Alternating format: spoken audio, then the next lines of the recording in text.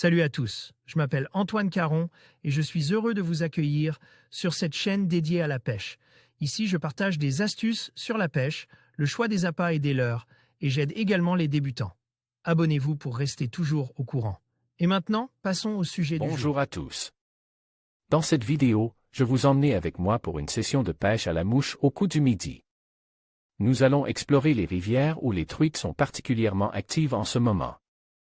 Je partagerai avec vous mes techniques, les mouches que j'utilise et quelques astuces pour maximiser nos chances de succès. Préparez-vous à vivre des moments palpitants au bord de l'eau. C'est parti! Il est important de trouver de nouveaux coins lorsque l'on est moniteur guide de pêche, car cela permet de changer de terrain de jeu. Mais aussi de proposer de nouvelles options pour ces guidages et permettre de faire une rotation de ces spots de pêche encore plus importante. C'est aussi une partie sympathique de notre métier. Aller à la pêche pour découvrir de nouvelles zones, tester du matériel, faire des photos pour des articles et les réseaux sociaux, etc. Un beau soleil qui réchauffe enfin les eaux.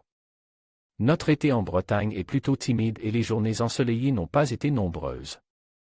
Les truites s'en accommodent, mais elles ne sont pas contre un peu de soleil pour faire monter la température de l'eau et par là même occasion augmenter leur métabolisme. Il fait donc plutôt beau et je décide de nouveau d'utiliser des imitations de terrestres, de saison, pour séduire les truites sur les fins de plat et bordures. À cette période, les éclosions sont rares et les truites doivent trouver d'autres sources de nourriture. Je préfère largement la sèche que la pêche en nymphe au fil, même si souvent une petite nymphe en tandem peut faire la différence. Je remonte la rivière depuis l'accès que j'ai pu trouver sur une petite route dans la campagne bretonne. J'observe et constate qu'une fois de plus de nombreux arbres sont en travers sur ce parcours.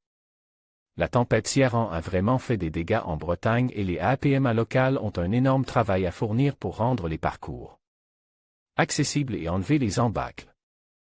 La rivière est très belle et c'est toujours un plaisir d'arpenter un nouveau coin. On découvre presque une nouvelle rivière. J'ai la chance en Bretagne d'avoir un très grand territoire de pêche et je suis loin d'avoir été partout tant les possibilités sont grandes.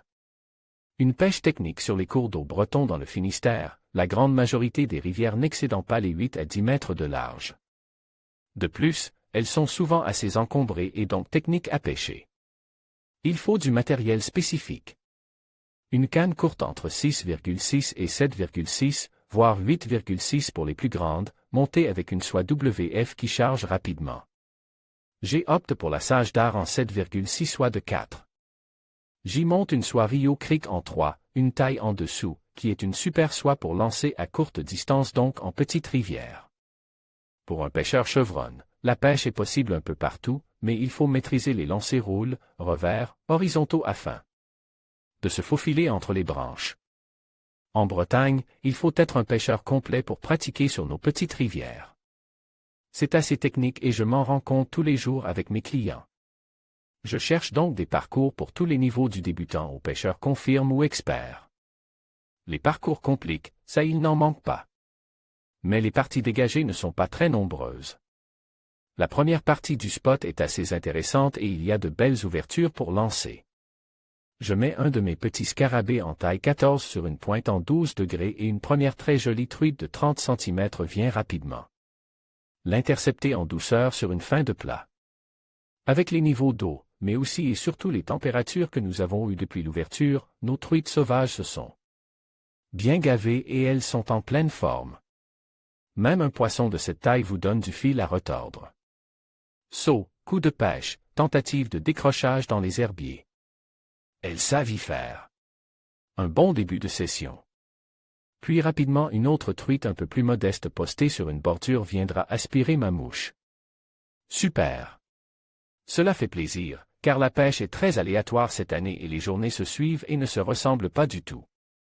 Le coup de soleil les a fait sortir et c'est agréable d'avoir de l'activité. Des truites actives dans les courants après avoir pris quelques poissons en sèche, je monte une petite nymphe sous un gros terrestre. Stimulator, pour pêcher une tête de poule où les courants sont plus vifs et le poste plus profond. Plusieurs truites, dont une très belle de 31 cm, me feront le plaisir de bloquer la dérive de ma sèche, qui joue aussi le rôle d'indicateur. Les touches sont sèches et les poissons restent au fond dans le courant. On a l'impression d'avoir une très grosse à chaque fois tellement elles ont de la puissance. Un régal. J'enchaînerai quelques truites en sèche puis d'autres en nymphe sur un modèle sombre noir et billes dorées. Il est déjà l'heure de retourner travailler pour accompagner mon client dans son perfectionnement tant en lancer qu'en pêche. Une petite pause réussie sur un nouveau parcours que je retournerai voir pour mieux connaître avant d'y emmener des clients. En conclusion, cette session de pêche à la mouche au coup du midi a été particulièrement fructueuse, avec des truites très actives, qui ont répondu à nos techniques. Les conditions étaient idéales, et il est clair que la patience et la précision sont essentielles pour réussir. Nous espérons que ces conseils vous inspireront lors de vos prochaines sorties. N'oubliez pas de respecter la nature et de profiter de chaque instant au bord de l'eau. À bientôt pour de nouvelles aventures de pêche.